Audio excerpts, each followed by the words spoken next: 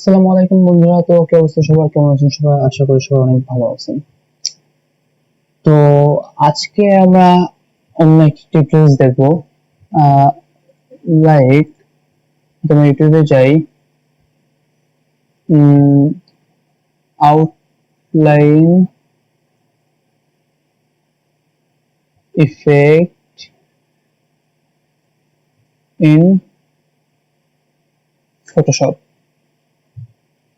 এই যে দেখতেছেন না, এই টাইপের কিছু, এই যে এই টাইপের অন্য কিছু দেখবো আজকে, ইফেক্ট টাইপের। এই যেরকম, চলুন আমরা এই টাইপের কিছু ইফেক্ট দেখে আসি। তো ফার্স্টে আমাদের একটা পিকচার লাগবে। ম্যান, জাস্ট ম্যান লিখে আমরা সার্চ করি।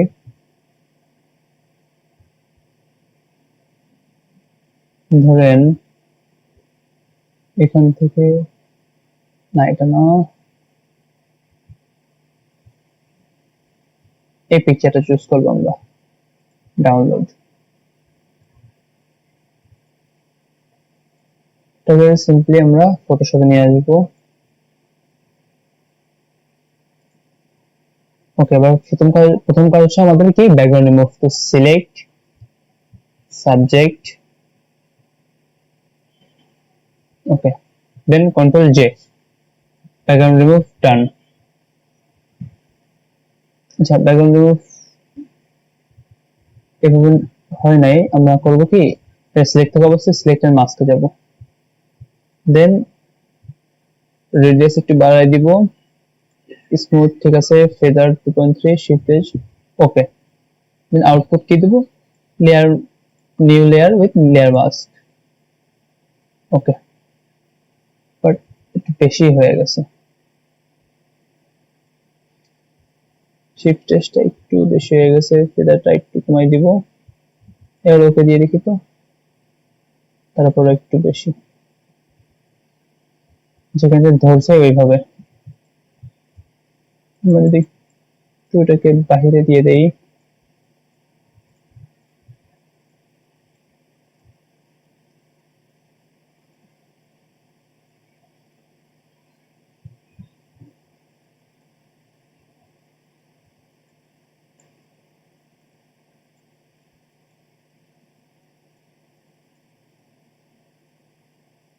দেন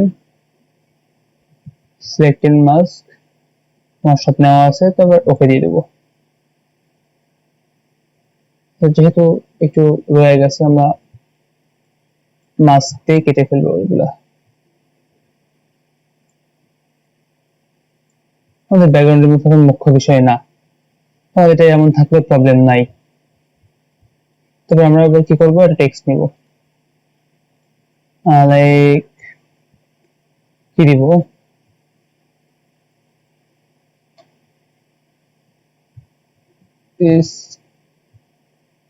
স্টাইলিশ ম্যান, ওকে। এই টাইপের কিছু একটা থাকুক, দেন এটাকে কি করবো, বড় করব, বড় করে নিলাম,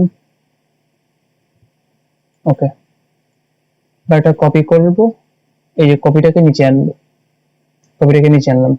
দেন এই যে উপরে যে লেয়ারটা থাকবে টেক্সটটা, এটার যে ফিল কালার, এই যে এখানে যে ফিল কালার, অপাসিটি না কিন্তু অনেকে এটা অপাসিটি কমাই ফেলে, অপাসিটি কমাই দিলে কিচ্ছু হবে না।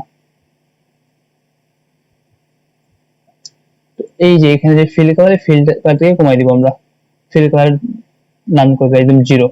এই যে আমাদের ফিল কালার এখন জিরো। সিম্পলি কি করব, এই যে ইফেক্ট থেকে যে এফেক্টস, যে ইফেক্ট আর রাইট বাটন ক্লিক, ব্লেন্ডিং অপশনে যাব, একটা চলে আসবে হাই ইফেক্ট, অথবা রাইট বাটন ক্লিক করে ব্লেন্ডিং অপশন, দেন আমরা স্ট্রোকে যাব।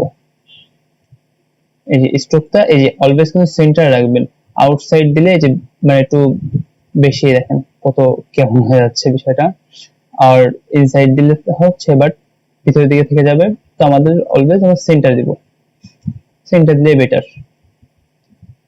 দুই থাক, ওকে ওকে।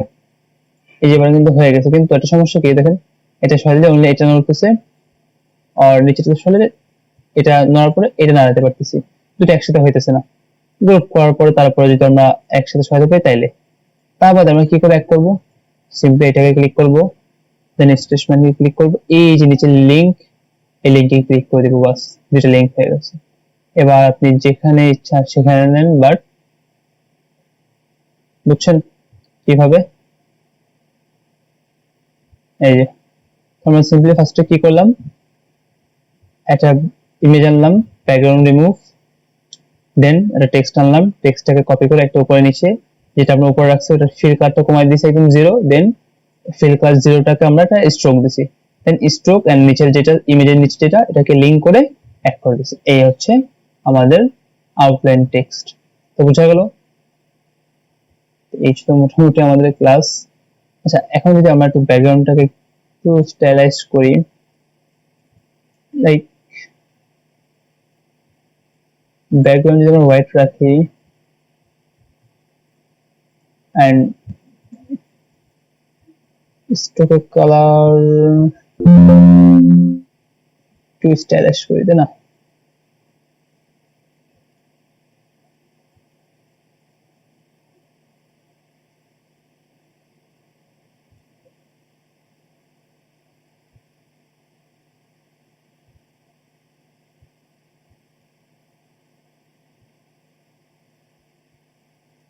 বেটার।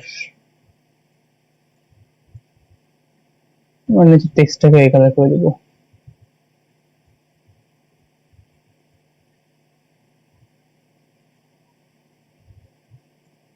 পরে যদি ব্যাকগ্রাউন্ডের কালারটা আমরা এইটা দিয়ে দেই,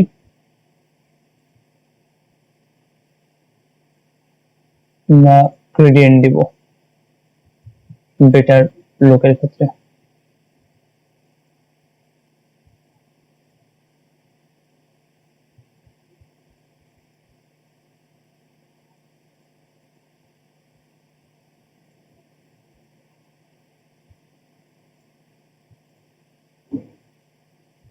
দেন এগুলো সব হোয়াইট করে দিব।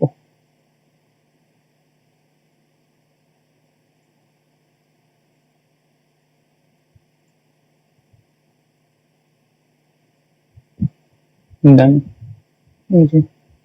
তো এই সব ভাবে আজকে ক্লাস। ভালো থাকবেন, সুস্থ থাকবেন।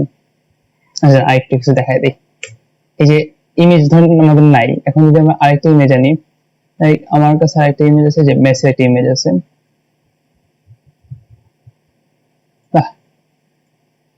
এই যে মেসির ইমেজটা নিয়ে আসলাম, নিয়ে এসে আবার যদি মিডিলে রেখে দিই, এই যে আবার তেমন হয়ে গেছে। আমরা চাই টেক্সটটাকে লিখতেও পারি, আবার লিওনেল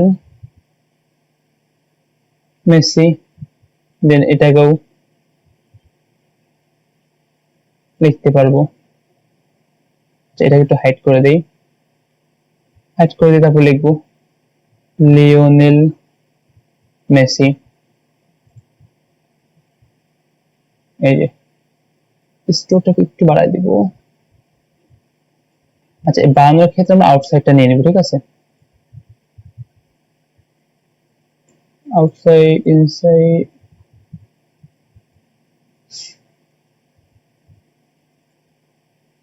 সেন্টার ঠিক আছে, বেটার।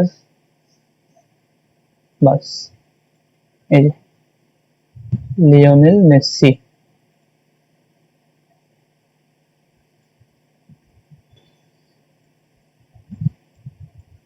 মোটামুটি এই ছিল আজকে আমাদের ক্লাস। তো সবাই ভালো থাকবেন, সুস্থ থাকবেন। আসসালামু আলাইকুম।